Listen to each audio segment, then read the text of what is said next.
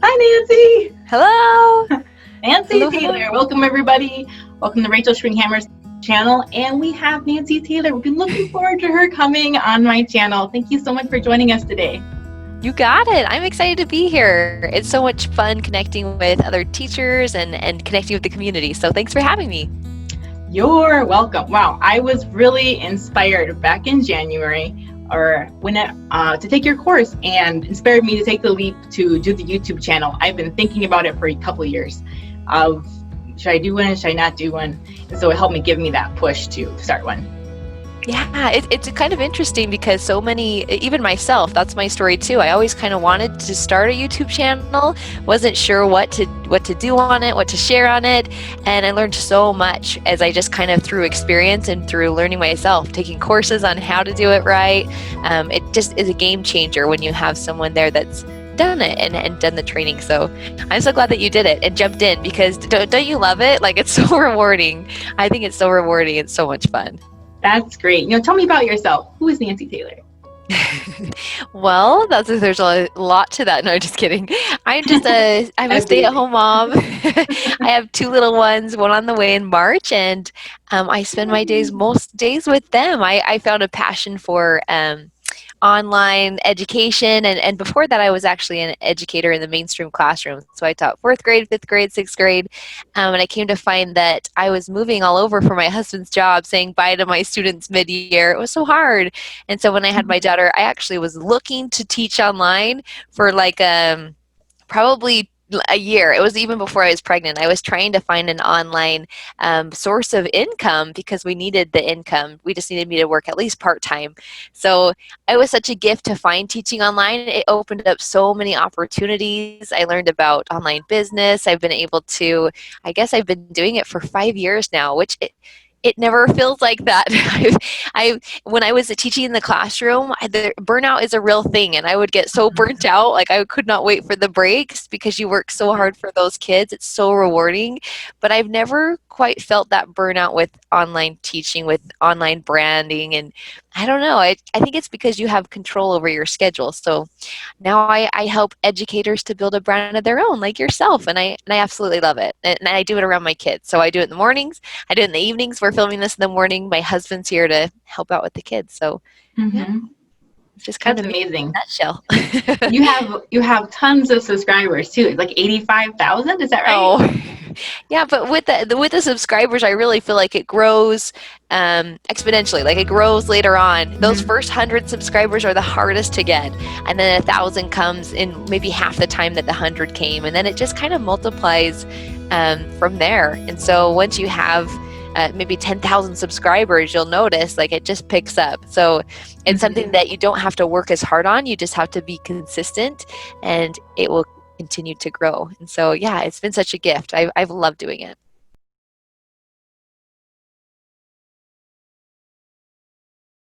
Yeah, so when I first started, I was uploading 3 videos a week. I didn't know who my audience was, who I was talking to. So I figured out my passion for teaching online, and that's really been my niche, my genre. What I've focused on now is helping educators to, it used to be help them get started teaching, and now I help current educators to build a brand of their own.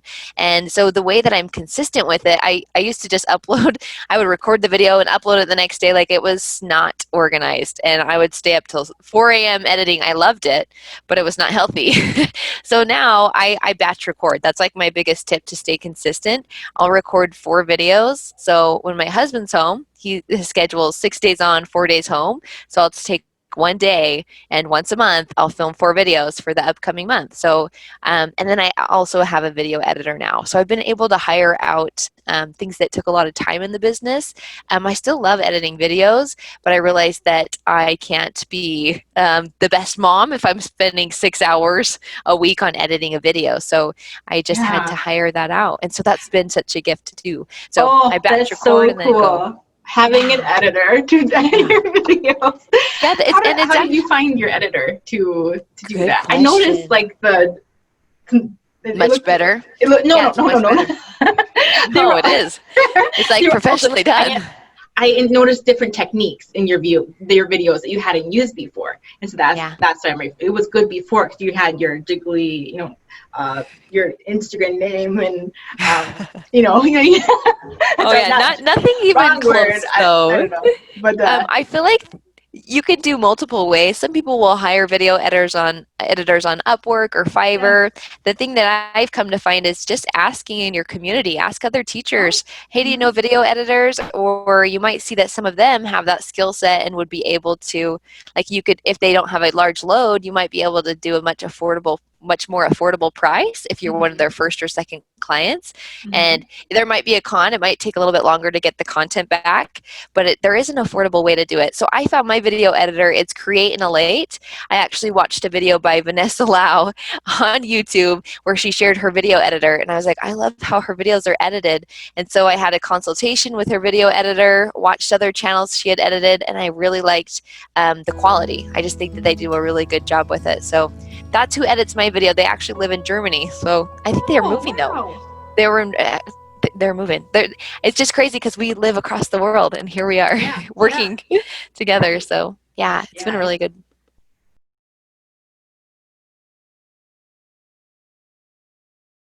Good question. So my prime audience, so I have two audiences. So I have previous videos that are helping people get started with teaching online, and I actually have like resources for them. I have just a whole library to help them get started.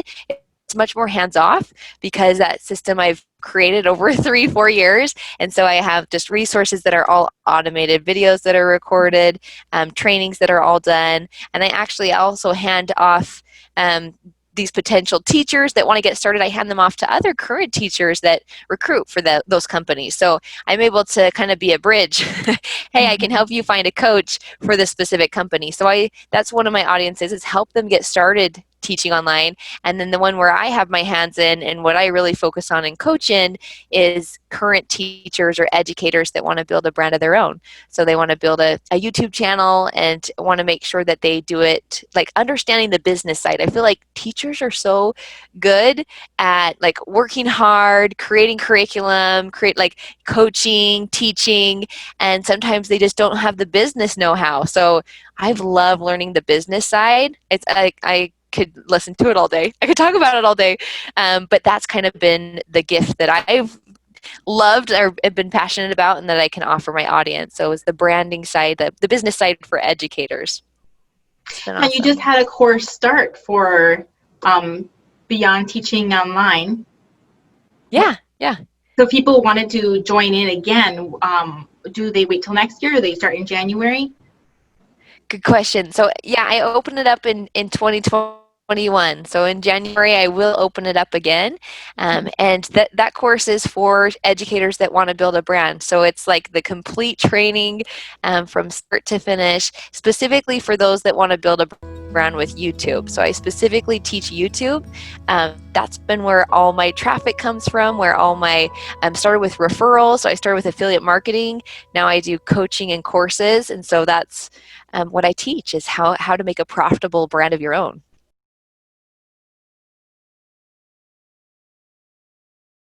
It's awesome. So I've always been, when I first started, I would share fitness videos on my Nancy Taylor channel when I was like, oh, I can just post any video. I didn't understand. I didn't understand that you post for a specific niche, and a specific audience. So those videos I love doing. I actually used to record for a company. I would do weekly videos, weekly workouts, 2 a week. And it just got so much because they were live. So I thought, there's got to be a way where I can still share. I'm a personal trainer. I do Group X trainings. And so I thought there's got to be a way I can do this, but not have it be live, because it was really hard with the kids. I couldn't stop the camera and go help them go potty. I couldn't, just simple things. The interruptions, I just felt like maybe could be a distraction, but the members never said that. But so I started my own fitness channel, and I just barely launched it with a prenatal series. So I'm excited for it. I feel like since I have the data from my other channel on the videos that perform well for for workouts.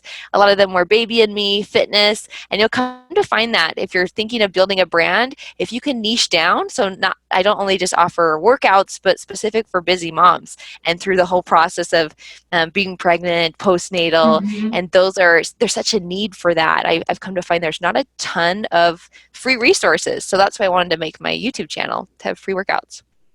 Yeah. You know, I was perusing your new channel, and I just had a baby in February. So, and she's my fourth kid, and I'm short. I'm 5'2". I did not do very much, pelvic stuff in between the pregnancies or abs. I thought that I didn't really know the workouts I had to do for strengthening in between, and so I just left my abs alone, to be honest. So your intro video, I could do some of the exercises even though I was postnatal. So anybody else who has the same issue, got to strengthen. Yeah, so true. Correct way. So. Yeah, and that's why I thought, there needs to be more resources. When I had Ava, I did not know any of it. I did all the same workouts. I did all the same things. And so there's a big, I feel like with the first pregnancy, it wasn't quite as severe. But then when I had Jack, I learned about Pilates, pelvic floor, deep core conditioning, because your abs split. They split when you have a baby. And so you have deep core, and you can most definitely do the prenatal exercises after baby, because it is the educational part, teaching how to do that. And so yeah, you're so right. And that was when I got into all of it. I've taken courses on it. I just love learning about it, because I think there's so many women that think, I have this pooch, or I have this, like, it's never going to go away, or I have back issues, or just like your well-being, like being the best version of you. It's not all about looks, but it's about just feeling good. And I think that that's so important. So not only staying active, but educating ourselves on the best route to go. I look forward to seeing your some of your videos as you're like 9 months pregnant. Yes, I know, it's funny. I already have a prenatal series on my just Nancy Taylor channel, and it's funny to just see, like, it's kind of fun to watch the belly grow. It's kind of hilarious. Wow, 40 weeks, Nance, good workout. Yep, and I have postnatal too. And I share the real life about it. I think that's so important when you're sharing, like when you're creating content and creating a brand of your own. It's so important to be real and authentic. People really relate to that, and it's you're treating them as a human. Like, I really want to help this person, you know their name, and so yeah. My postnatal, I have crying babies. I'm not like in the best shape. I'm like, hey, it's okay. This is where you start, and you keep moving forward. And so that's all that matters.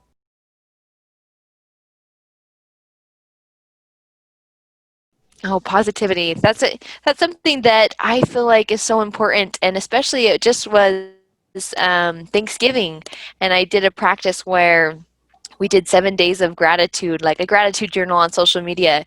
And I noticed like what a change in just my mindset, what a change in how we show up each day if we just start with gratitude, just like one thing you're grateful for, and recognizing that. I think that my husband's been a really good example to me of positivity. He's always had just, I don't know, that perspective. If I wanted to complain about something, or this is uncomfortable or unfair, like, he's not home for Thanksgiving this year or Christmas this year, and that's never happened. We've been very lucky with a pilot schedule. They don't really get to choose, and so he's kind of in that position where he doesn't have the best schedule, and so I thought, oh, that's a bummer. And his response was, aren't you so, like, we are so lucky that I have a job. And I was like, you're so right. Why am I sad about any of this? And so I just thought it's such a perspective, and I think that positivity comes from gratitude. So just starting with gratitude, and it just makes such a big difference. I agree. I find that my mindset changes so much if I'm frustrated with something, like, okay, for potty training, our second youngest, and it's like, okay, we can do this, and trying to think to be thankful in the situation to help motivate her positively. Like, yeah, you're doing great at blank. Like, you got to the bathroom at least. Think way. Yes. Yeah. But, there's always a silver lining. There's always something good, and it's so true to to make sure that it's so hard to give that good energy or to give that positivity if we're not first pouring it into ourselves. That's why I'm so passionate about fitness, feeding your body well, getting the sleep you need, and taking that time to either meditate or do a spiritual training. I actually just heard about this. It was by Tim. He's the online teacher dude. He shared, oh, what is it? Something mornings. It's like Miracle Mornings. And I was like, how have I not heard about this? But it teaches the power of the morning routine. And I thought, that's like my tiger time. Before the kids wake up, that's your time to like get, to fill you. So my cup is full and then I start my day. And part of filling my cup is coaching, is teaching. It just gives me so much excitement. Like maybe, and I'm sure you feel the same way. It gives you such a rewarding feeling.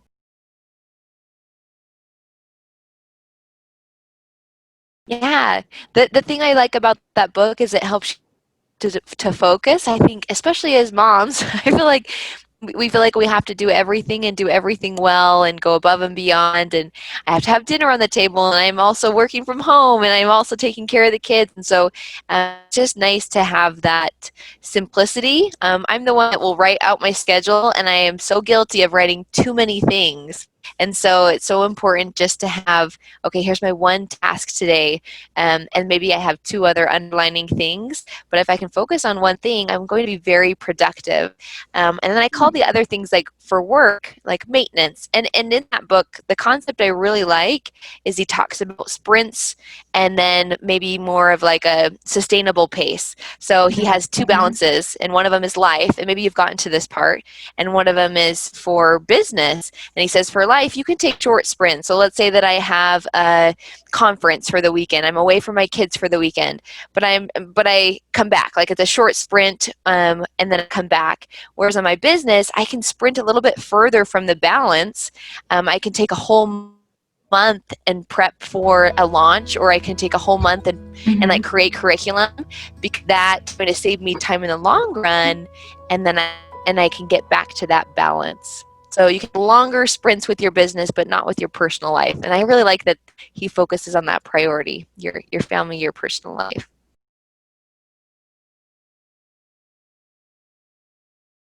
So my schedule is a split schedule. I work mornings, and then I also work evenings. Lately, with this pregnancy, I've been sleeping in. I have to schedule live meetings in the morning or like my coaching sessions, or else I can't get up. I'm like, I am so tired and dead to the world. So yeah, I work a split schedule. So I'll do a morning block where I do like maintenance work. So it would be my workout, and then I'll do my emails. I check in with my coaching members, and then I'm able to do like one task. And I only schedule actually my live coaching time in the morning. So I only coach students in the morning. And then I'm with my kids all day. So during the daytime is kids, and then in the evening is when I do like curriculum. So I learn, I take courses. I feel like to be the best coach, I don't have to like create these beautiful PowerPoints. I don't have to create these beautiful trainings. I just need to make sure the knowledge is in here. I need to make sure that I've done the research, I've implemented it, and created the experience for myself so I can better coach those that I'm serving. So that's what I do in the evening is I'm always learning. That's when I do my Audible books. I'm currently going through a course with 2 mentors. I'm involved in a membership. I love it. But then I'm also able to pour that into my own students, my own teacher students. So that's what I do in the evenings, is work on the courses I'm going through. Yeah. Good. So you might get up at like 5 or 6 or 3? Yep, 6 o'clock. Okay. So I do 6 o'clock workout, and then I do my do my one-on-one coaching is scheduled from 7 to 8, and that's with my BTO students, Beyond Teaching Online students. And then I only have once a month, or I guess it's twice a month. I do group coaching from 8 to 9. And I just do that twice a month. So that's not every week. And I only schedule something after 8. I only schedule it if my husband's home. So, because the kids like 8 o'clock. After that is the free game for them to be awake and be in mama's arms. So I only schedule coaching after 8 when he's home. And I do take full work days. Like I said, if I batch record, I'll take a full work day when my husband Dave's home and record stuff or work on let's say I really want to get through a portion of the course and implement it that I'm going through, then I'll take a full work day.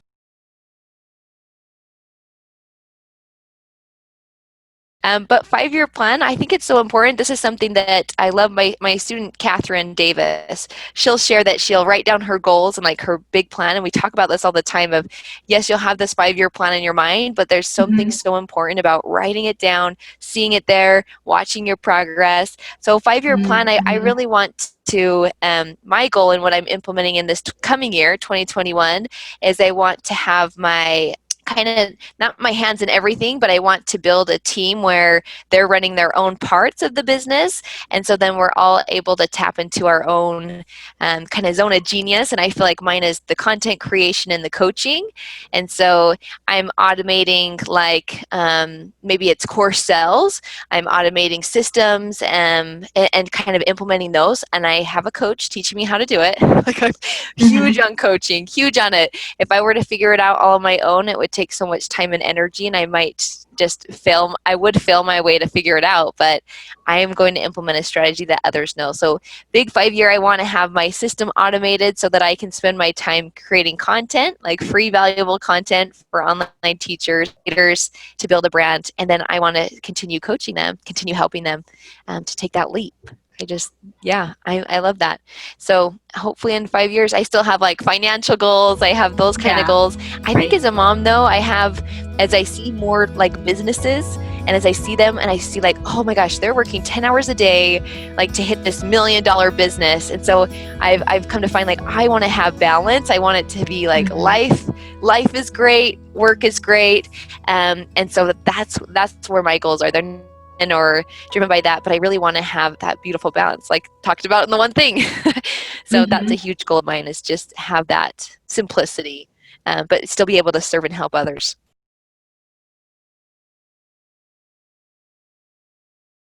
Yeah, I think it's whatever you have. So when I started, I only had one at the time. So I could do a lot during nap time because I had 2-hour nap time and she would take 2 naps a day. I mean, she was just a new baby. So I felt like I had a lot more time. And as I have 2 kids, soon to be 3, I feel like my time is stretched very thin. And when they're awake, I've come to find that if I try and do both things, I do both very badly. So I actually don't have any notifications on my phone. I don't have any, like I have scheduled time that I'll work in the morning. So I work anywhere from 0 hours a day to 8. Like it's just, I work part-time hours though. I am so grateful for that. I don't work full-time hours. I work less hours now than I did when I was teaching online, like a full, I used to be teaching 4 hours a day, 6 days a week, just to have that consistency. And I only had one baby at the time. And so I was able to do that. But it's cool because you can be teaching online and growing your brand, and then that can replace income. It can replace the time, but you still have a passion for teaching and do it because you love it. Like it's so rewarding. So I've always kind of loved doing that and continue to teach. I just spend part-time hours. I don't know what the hours are. I should calculate. Oh, no, that's okay. I was just wondering. Yeah, they're just around my kids. If you're getting started, the biggest thing is consistency. And I would recommend one video or one piece of free content a week. And so if it takes an hour a week, if that's what you have, then maybe you won't edit the video. Maybe it's really focused, like you have it scripted so that you stick to the points within the 10 minutes or so. And it may take more time to script it out and to practice. But if you have to not cut corners, but cut time, I would just fit it into your schedule. I think it's very doable with 1 hour to 4 hours a week to build a brand of your own. But if you can dedicate more time to it, then I would make sure you have a coach or a mentor so you know you're focusing on the right things, because it's so easy to squirrel. Oh, they said to do this, they said to do this. But if I have one coach and this is the end result I want, I can follow this exact system to a T and get the results that are expected if I do the work. Yeah. Right. I think in the spring, so I actually don't have a website, because at the time I was thinking, do I focus on teaching, homeschooling? I don't know where to go. So I think now I want for sure to do teaching and anything I could expand into other areas. But for websites, I know you use Kajabi for your courses. Is there one particular like Bluehost you would suggest to use for somebody who just wanted eventually to move that over to Kajabi for making. Yeah, you would have to rebuild the website on Kajabi if you wanted to use it for your website host as well. But if you're building a website from scratch, I would recommend there's three. So WordPress is more customizable, but it is more complicated. So if you're like, I don't like, if I can hire someone to set it up with WordPress, it has really good SEO for blogs. So that could be a really great platform. The ones that are kind of plug and play are Wix or Squarespace, and so those could work really well. The main thing, if you're building a website, I would look at why. Why do I want the website? Do I just want it to have a website, or am I going to house like a freebie? Because you can have just one single landing page that is a freebie on ConvertKit or Mailchimp, and then you can start growing your email list. So I don't have to have a website. Okay, I think you we could just do ConvertKit first. Oh yeah, the freebie, you and can then have a single eventually landing page. move the course over. Yep. Okay. Yep, and you can do, and Kajabi is a nice platform if you want a digital course of your own. I mean, it's a digital course platform. It does have email list, it does have website, but just keep in mind the website's not going to be as customizable perhaps as WordPress, because it has all the things. I love it because it has all the things. I don't have to think, it's all there. So I love Kajabi, but it is pricier because it is, if you're planning on selling a course, so you'll be making that income back and more, it's a great investment for your business.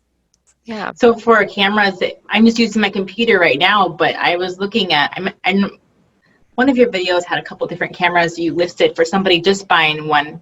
So my family says, here's some money, go buy, yourself something. Yeah. So like, okay, Mom. So I have the money. So what camera should I buy? That's under like $200 range, or is that too cheap? Or do I need to go with something more expensive? No. So there's a YouTube channel that I always recommend for camera gear to see like what's the best equipment for YouTube. It's Think Media, and maybe you already know of them, but they do a really good job of reviewing gear. And I actually have a video coming out how I'm going to share, okay, here's your online classroom setup. Is this going to be a good enough setup for a YouTube channel? And yes, it is, because the biggest thing is getting started, figuring out who you're talking to and what their common problem or common interest is. That's the most important. And then I give like some other layers of camera gear. And one that they recommend, I don't have it, is the M50, the Canon M50. So that's a good entry level, but good quality. You can get that blurry background if you want it. I really think if you have an iPhone, they're such good quality cameras. The audio might be a little bit quieter, and so you could just get like a microphone that you plug in, and so that could be like $40. Android. So do you have yeah, and maybe it has good quality. It still could. And I have this camera here, my other one's downstairs, so I've invested in DSLRs, like thinking I want the blurry background, but what I've come to find is you can have a very simple camera. I have and again, this will be in a video coming out where I'll show you like, this is what it looks like. I love those videos. This is what this looks like. This is what it costs. What I started with, but it's $600, was this one. I started with the Canon G7x because it's really good for actually vlogging. Like it has a flip screen, it has stabilization, so when I'm filming, it's not shaky. And so if you can get that on your phone too, that's the thing, is it can be shaky on your phone if you're doing handheld. So I started with the Canon G7x, but this one is pricier. If you're going for $200, I would just use your webcam. Do you have a built-in webcam, or do you have an external one? A built-in one. Yep. Built-in. That's what I use too, and I just barely unboxed this. It's a Logitech. I was like, I need to plug this in to have good quality video. I've always used my built-in, but I am going to be plugging in the Logitech. It's the Logitech 920. I think they have a 922 as well. But that could also be, I mean, it's $100 or so, so that could be a great tool if you're doing a head talking, like a sit in front of the camera kind of video. If that's your videos, then that could be like a simple way to keep it in budget. Use what you already have or get a nice webcam. Yeah. Thank you for all your advice, and I want to honor your time. So thank you so much for being with me today. Do you have any lasting thoughts that you want to share?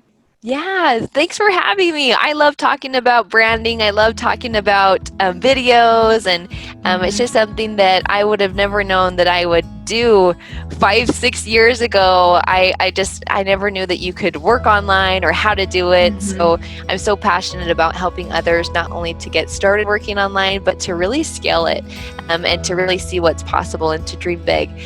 It's been such a blessing to me, and so thanks for letting me come on here and share. I really appreciate it. So much fun. Thank you for coming on my channel.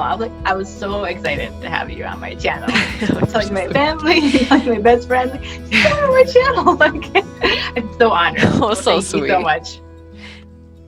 Oh, thank you. Well, that's a huge compliment. Thank you.